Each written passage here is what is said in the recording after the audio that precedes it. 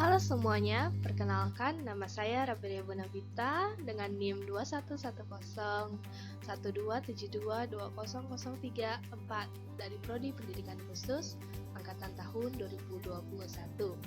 Di sini saya akan menjelaskan presentasi PKKMB Prodi Pendidikan Khusus tahun 2021.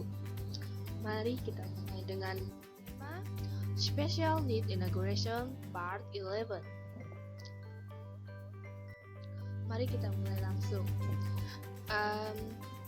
Saya akan membawakan materi jurus jitu era disrupsi. Apa sih era disrupsi itu? Era ini adalah era terjadinya perubahan besar yang mengubah sistem secara besar-besaran. Kerjasama sangat penting di era masa kini.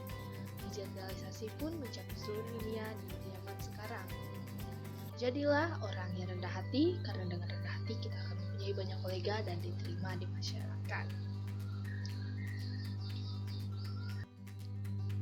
Saya akan menjelaskan misi dan misi dari Prodi Pendidikan Khusus juga. Misinya adalah menjadi lembaga yang unggul dalam pengembangan ilmu pengetahuan dan teknologi atau yang biasa kita sebut dengan IPTEK, bidang pendidikan khusus, serta inovasi layanan pendidikan bagi anak berkebutuhan khusus di sekolah segregasi dan juga sekolah inklusi. Misinya adalah tata kelola kelembagaan, pendidikan dan pengajaran berkualitas. Misi yang lagi selanjutnya adalah mengaplikasi berbagai teknologi dan kebutuhan masyarakat di bidang layanan pendidikan. Selanjutnya saya akan menjelaskan tentang SIMARI. SIMARI ini adalah pendidikan dari Sistem Informasi Universitas Tengku Mangkurat terintegrasi. Di SIMARI kita bisa melakukan portal mahasiswa. Portal mahasiswa ini isinya apa aja sih? Apa sih itu portal mahasiswa? Oke. Portal mahasiswa adalah aplikasi pengelolaan rencana studi mahasiswa, bimbingan akademik, kajian dan hasil studi atau penilaian serta pengisian kuesioner. Jadi banyak ya yang bisa kita lakukan di portal mahasiswa ini. Selanjutnya ada e-learning di portal mahasiswa ini. Isinya adalah aplikasi moda pembelajaran, blended learning sebagai sarana untuk memadukan sistem pembelajaran tatap muka di kelas dan sarana pembelajaran online. Karena kita sedang dihadapkan dengan pandemi COVID-19, jadi kita menggunakan semuanya 100% online atau daring ya. Yang ketiga ada DigiLib atau Digital Library. Isinya biodata, rencana studi, akun orang tua dan juga akun mahasiswa, email di ULM. Selanjutnya profil lulusan pendidikan luar biasa atau profil lulusan pendidikan khusus ini. Mungkin banyak orang berpikir lulusan pendidikan luar biasa ini hanya bisa menjadi seorang guru di sekolah luar biasa. Tetapi sebenarnya banyak pekerjaan yang bisa diambil oleh lulusan ini. Di antaranya adalah guru pendidikan khusus, pengelola atau tenaga kependidikan khusus, instruktur pendidikan khusus, asisten peneliti pendidikan khusus, pekerja sosial, dan juga wirausaha. Di tahun 2020 dan 2021 ini kita menggunakan kurikulum MBKM atau Kurikulum Merdeka Belajar Kampus Merdeka. Latar belakang dari kurikulum ini adalah perguruan tinggi dituntut untuk dapat merancang dan merencanakan proses pembelajaran yang inovatif agar mahasiswa dapat meraih capaian pembelajaran, tidak hanya dengan dunia industri dan dunia kerja, tetapi masa depan yang berubah dengan cepat. Tujuan MBKM ini adalah untuk meningkatkan kompetensi lulusan, baik soft skill maupun hard skill, agar lebih siap dan relevan dengan kebutuhan zaman dan unggul di masa yang mendatang. Jadi, kesimpulan dari kurikulum ini adalah menyiapkan mahasiswa itu di saat lulus nanti tidak mengambil pekerjaan yang terpaku dengan prodinya saat kuliah. Oke, selanjutnya di prodi pendidikan khusus ini kita memiliki lab sendiri. Lab ini disebutkan di program bidang akademik dan teknikum atau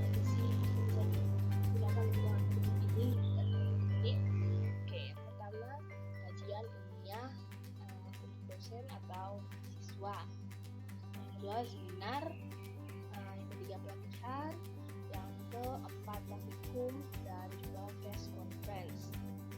Lalu di program bidang kemitraan dan pengabdian masyarakat ini apa aja? Oke, yang pertama pendampingan sekolah, asesmen dan interpretasi dini, seminar, menjadi orang tua, dan juga konsultasi. Nah, di lab ini kita juga bisa meminjam media dan inventarisnya loh. Gimana sih cara kita biar bisa meminjam?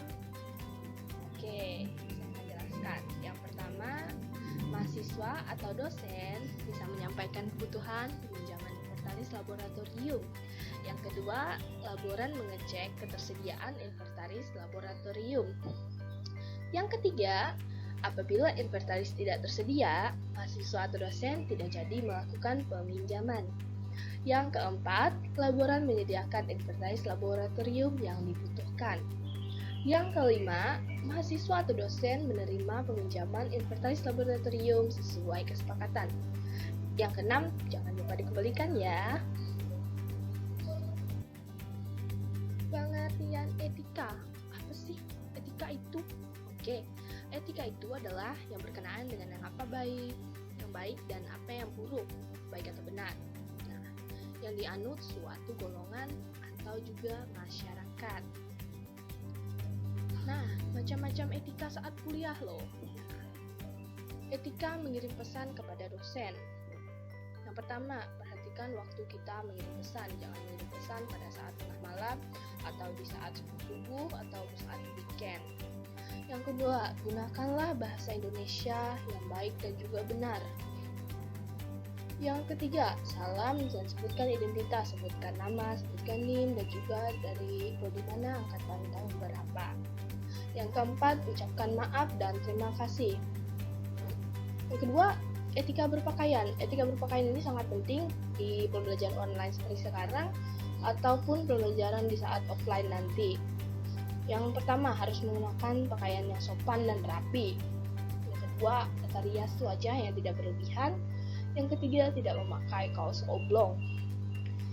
Yang selanjutnya adalah etika perkuliahan daring. 1. Kita harus hadir tepat waktu. 2. Berpakaian rapi dan santun. Tidak makan dalam kelas. Jangan mentang-mentang kita matikan kamera, dosen tidak melihat apa yang kita lakukan, kita bisa seenaknya makan atau minum. Yang keempat, konfirmasilah kepada dosen jika berhalangan masuk kelas, tapi resiko ditanggung sendiri ya. Aktivitas mahasiswa. Aktivitas mahasiswa itu ngapain aja sih? Oke. Yang pertama, learning.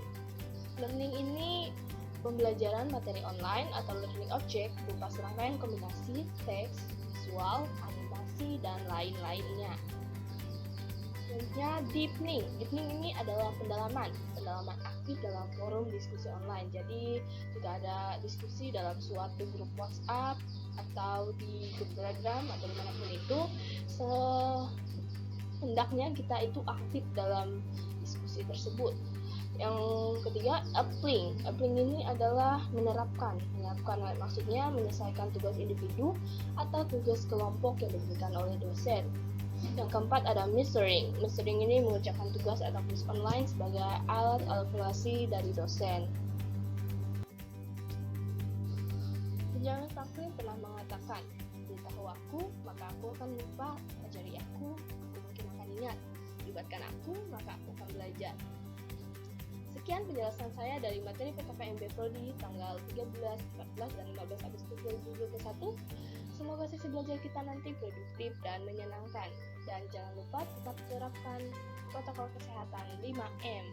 Jaga kesehatan selalu dan sampai jumpa kembali. Terima kasih.